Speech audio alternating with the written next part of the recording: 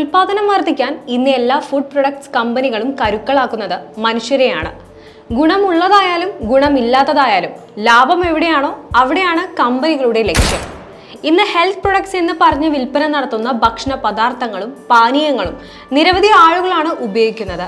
എന്നാൽ അത്തരം പ്രൊഡക്ട്സ് എത്രത്തോളം ഗുണമുള്ളതാണെന്ന കാര്യത്തിൽ ഒരു ഉറപ്പുമില്ല.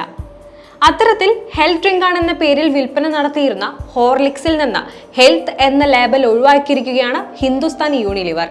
പകരം ഫങ്ഷണൽ ന്യൂട്രീഷൻ ഡ്രിങ്ക്സ് എന്ന പേരിലാണ് ഇനി അവതരിപ്പിക്കുക. ഹോർലിക്സ് മാത്രമല്ല, ബോൺവിറ്റ ഉൾപ്പെടെയുള്ള മറ്റു പാനീയങ്ങളെ ഹെൽത്ത് ഡ്രിങ്ക്സ് എന്ന വിഭാഗത്തിൽ നിന്ന് നേരത്തെ നീക്കിയിരുന്നു. ഹെൽത്ത് എന്ന ലേബൽ ഒഴിവാക്കാനുള്ള കാരണം ഇതാണ്.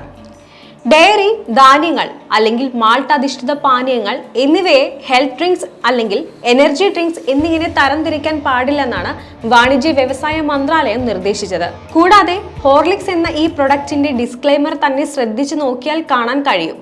ഈ പ്രൊഡക്ട്സിൽ നോൺ കലോറിക് സ്വീറ്റ്നർ അടങ്ങിയിരിക്കുന്നതിനാൽ കുട്ടികളും ഗർഭിണിയായവരും ഉപയോഗിക്കരുതെന്ന നിർദ്ദേശവുമുണ്ട്. എന്നാൽ ആരും അത് ശ്രദ്ധിക്കില്ലെന്ന് മാത്രം.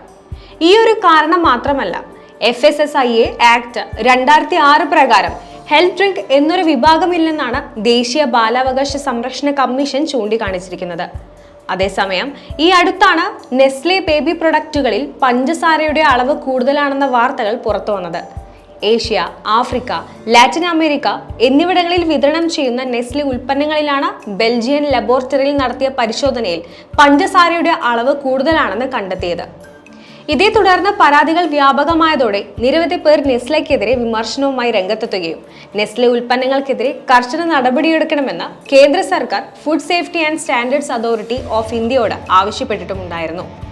ഈ വാർത്തയുടെ ആശങ്കകളെ തുടർന്നാണ് ഹോർലിക്സ് പോലെയുള്ള ഡ്രിങ്കുകളുടെ ഹെൽത്ത് എന്ന ലേബൽ മാറ്റിയത്.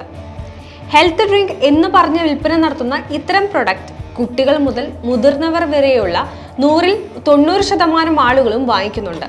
എന്നാൽ അതിൽ എത്ര പേർ ആരോഗ്യമുള്ളവരായിരിക്കുന്നു എന്നതിൽ വ്യക്തതയില്ല. കാരണം സ്ഥിരമായി ഇത്തരം ഡ്രിങ്ക്സ് കുടിക്കുന്നവരിൽ ഡയബറ്റിക് പോലെയുള്ള അസുഖം വർദ്ധിക്കുന്നുണ്ടെന്നാണ് റിപ്പോർട്ട്. അതുകൊണ്ട് ശ്രദ്ധിക്കണം. എനർജി ഡ്രിങ്ക് എന്ന് പറഞ്ഞ് വിൽക്കുന്ന ഇത്തരം പ്രൊഡക്ട്സ് നൽകുന്നത് ആരോഗ്യമാകില്ല, പകരം അസുഖങ്ങളായിരിക്കും.